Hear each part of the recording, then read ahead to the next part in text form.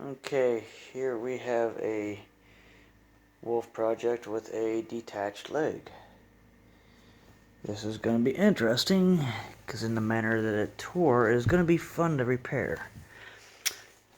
Issue is, when it tore, this flap right here goes to here, and unlike right here, if it would have done this all the way around, I could have put a strip of vinyl under here poking out, which would glue to that side of the leg easily.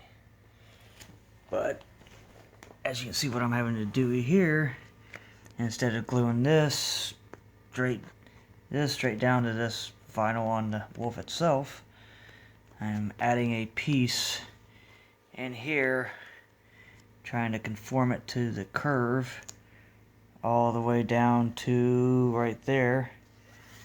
Same over here until it gets to there, to reattach the rest of this leg to. Usually I've not had to do one like this, but this is a new way of tearing from what I've seen. So it's going to make it tricky.